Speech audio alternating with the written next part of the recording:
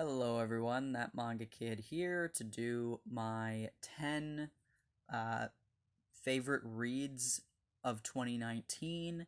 So this is not necessarily titles that were released in 2019, but titles that I read in 2019.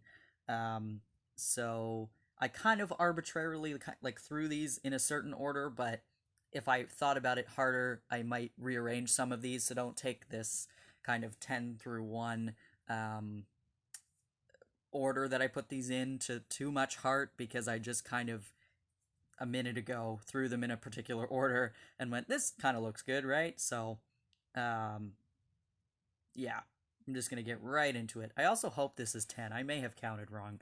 Um, so, number 10, I chose Hondakun. This is the prequel series to Barakamon, which I also read this year.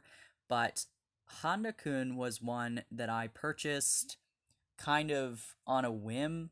I hadn't even read Barakamon at the time. I owned most of it, but I hadn't really read a lot of it yet. I had only read a couple volumes, and this was a good price. It's a 7-volume series, and I went, well, I mean, sure, I'll own the prequel series as well, because why not? And I was so pleasantly surprised by how hilariously funny it is. I enjoyed it so much. I read it, I don't think it was one sitting. I think I read it in like 2 sittings, but it only took me a couple days. And it is so funny. It's Honda-kun in high school.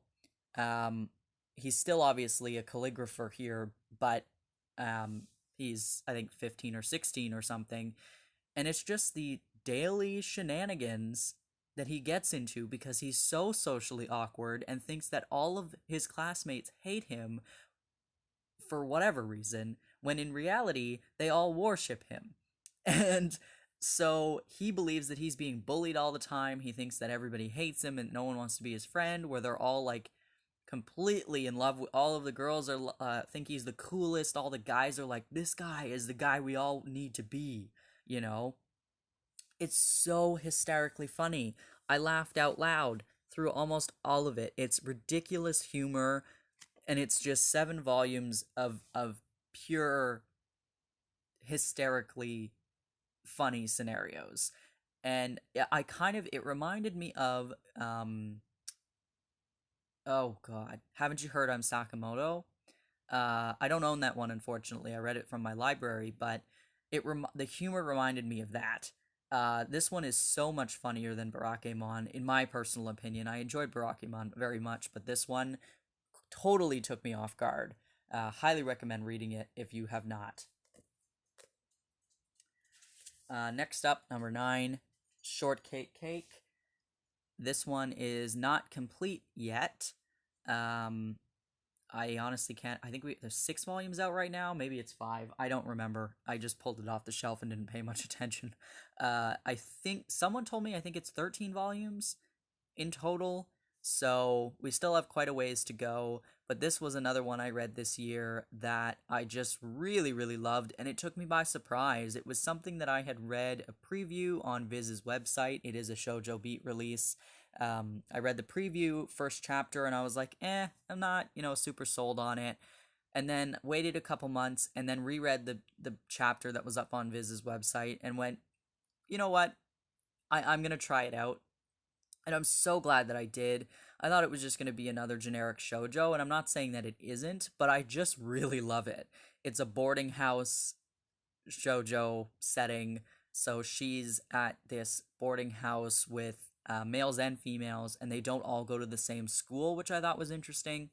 And it's just the fun kind of daily love life of living in this boarding house with some really beautiful guys and feeling conflicted and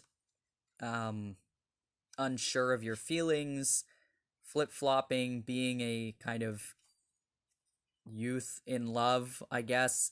But I like how it also kind of flips between her perspective as well as the boys. So you get to see kind of in their heads as well and what they're going through. I love when she wears her little beanie. The art is just so beautiful. The characters are all gorgeous. There's obviously backstory drama and whatever that we clearly haven't gotten completely into when we're only like 5 volumes in, but I'm just really enjoying it, and it was one again that I just kind of half-heartedly picked up and immediately was like, oh my god, I need more of this. So very happy with Shortcake Cake. If you like shoujo, I definitely recommend checking it out. It's the art is gorgeous and it's a fun one. Next up, Livingstone. This one I did a review of this one recently. I believe would have maybe a month ago, less than a month ago, on my channel. And this one is art by Jinsei Kataoka, and the story is by Tomohiro Maekawa. This is one that if you watched that review, you would know. I had my eye on this for years, and then just never picked it up, kept putting it off, found it most of the final 3 volumes, it's in total 4 volumes long, found 2 through 4 at a thrift store in my city, and then just picked up volume 1, read it all in one sitting, and absolutely was blown away. It was so beautiful. Story about kind of life and death and what that means, and it's the role of these 2 individuals who have to kind of carry souls on, who are their souls are tainted with darkness, and so they have to go and kind of not necessarily exercise their souls, but like basically do that. And it's so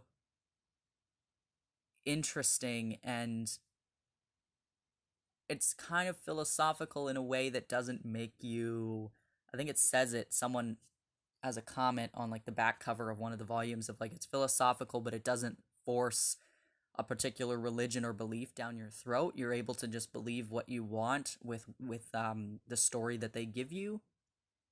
The art is gorgeous. It is very suicide heavy, and kind of, because it is dealing with souls that are kind of shrouded in darkness and depression, and then these 2 and their role in that and how they feel about the jobs that they're doing. And it was just really beautiful. And again, the theme throughout this will be, series that caught me off guard, and I enjoyed them so much more than I ever thought I would. So yeah, Livingstone, definitely check it out. Next up, we got Candy Color Paradox. This one currently has 4 volumes out. Volume 4 just came out. I have not read it yet, but I do have it. And this is, I have a first impressions of this series on my channel as well. Actually, all of the series, I believe, that I am showing you, I'm pretty sure I have a video out about it on my channel, so feel free to search them up for some more information about these series. But Candy Color Paradox, yaoi series by Isaku Natsume, who is very quickly becoming maybe one of my favorite yaoi mangaka, for the sole fact that there is nothing yet problematic about the 2 series of hers that I've read, which is Candy Color Paradox and I can't even think of what the other one's called right now off the top of my head, but I do also have a video of that one on my channel too. But Candy Color Paradox is about this photographer and reporter. They work in the gossip kind of department of a magazine. And of course, they fall in love. They're kind of mixed match personalities, but they fall for each other. And it's just so cute. It's so cute. It's like a rivalry because they're working together professionally, but then also they understand each other's strengths and appreciate and respect each other. And it's just so funny and fun, and I love the characters. And I like that Isaku Natsume tends to focus on the careers, so that tells you also they're adults, they're not teenagers, which is nice. But she likes to focus on the careers of the characters, which allows you to kind of see a bit more into their life and their professional life. And I like stories about workplace stuff because I'm an adult and I work. And I like to read about people who also work and know what they do for a living. And I like that it's a story about people that are passionate about their career and also happen to be gay and falling in love. And it's so much fun. Really, really enjoy it. Next up, we got Battle Royale. I picked up this entire series this year, Was so happy to find it for such a good deal, and something I always wanted to own but never thought I would. And I own all 15 volumes of it. Yeah, it blew me away. I had watched the movie before and I knew the story. Nothing was a surprise to me, but I was surprised at how much I thoroughly enjoyed it because I was like, well, I already know the story. I'm just going to pick it up because I know I like the story and we'll see. And I also at first really didn't like the art very much, but it really grew on me, honestly. As I kind of went through the story, I started to really, really appreciate the like how different the artwork is, and I realized how well it really complements the story.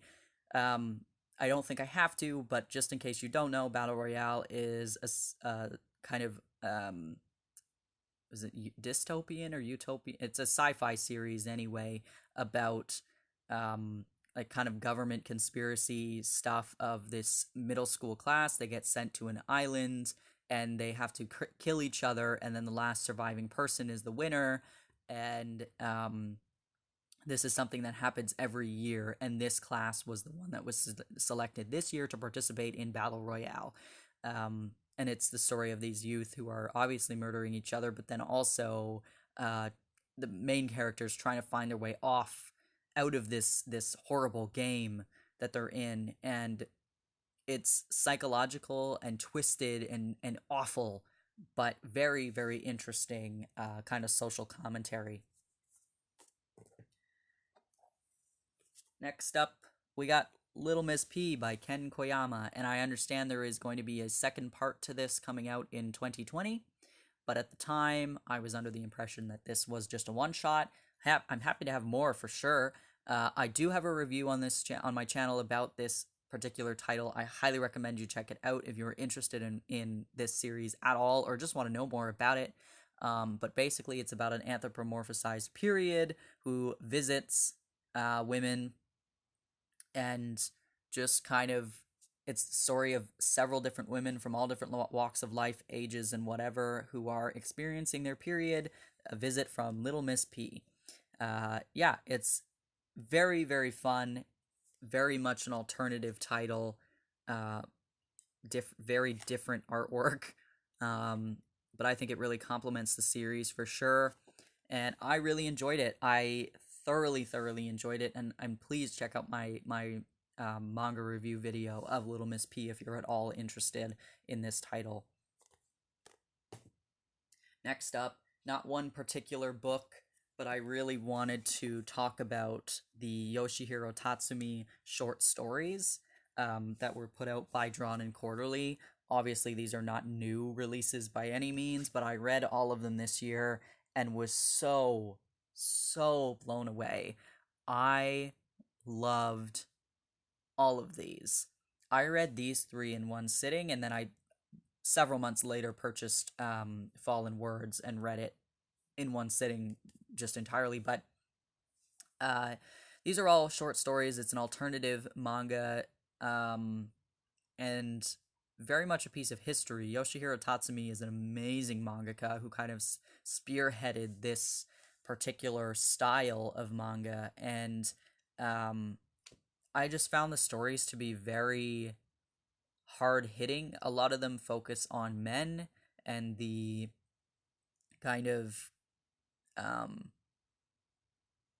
societal expectations and different, problems and things that that are going on. Some of them are like war stories. A lot of them deal with prostitution, cheating, and loneliness. And it's a very the commentary on the time, because these were written I don't remember. These three in particular were released as a way of like, this was this year span of his works. This one was like, it's all very intentional in this release to kind of highlight the time and Yoshihiro Tatsumi's stories of those particular years and what life was like in Japan at that point. and how he felt about society and the world and how people were kind of dealing with things. And I just found it to be very powerful. And I understand that these stories are not for everybody, and they're not happy stories by any means. They're not supposed to be uplifting. They're not supposed to be socially correct. The behavior of the people in these stories is not socially acceptable in for the most part. But I think that life isn't always pretty. Life isn't always happy and rainbows and butterflies. And I think that it's important to capture and talk about the hard times. And that's exactly what these stories do, is capture those hard times and put it in a way that you can, you know, read and digest it for yourself, and see what some of these people are going through. This one, Fallen Words, is I think it's Rakugo stories, um which is so wonderful. This one is more humorous. uh Titles, they all kind of have a punchline, but I just wanted to highlight Yoshihiro Tatsumi for this year because these were titles that I really, really enjoyed. And if you like alternative manga, I highly recommend picking them up.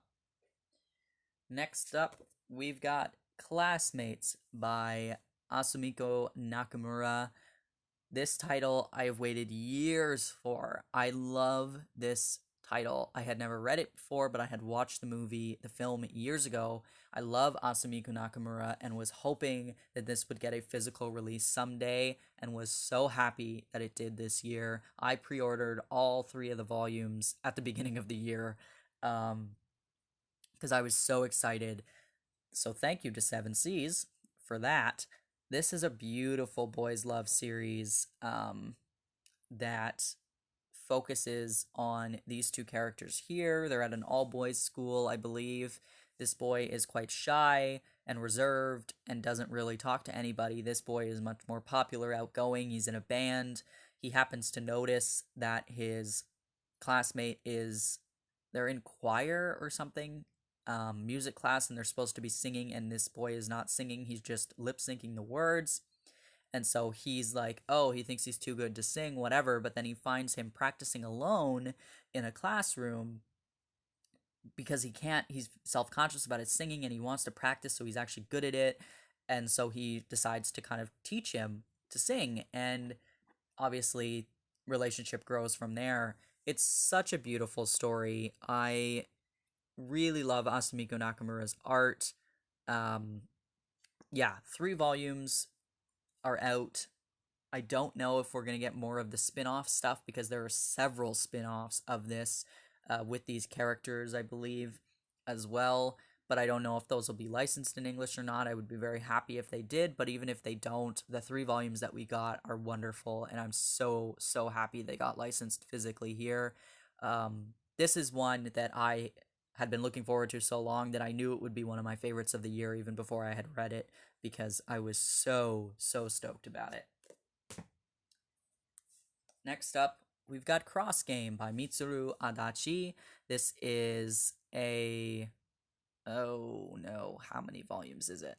They're all omnibuses. This is a 3-in-1, the rest are 2-in-1s. Released by Viz. This is an older Viz title about baseball and loss and friendship, and it's so beautiful. I do have a review up on my channel of this one as well. I put off buying this one for so long. I kept going, it's probably something I'd enjoy. I'll buy it some other day. And then finally decided to pick it up, and so happy I did, because this was so wonderful. I've started to really appreciate sports manga more so this year, and everything about this was so wonderful.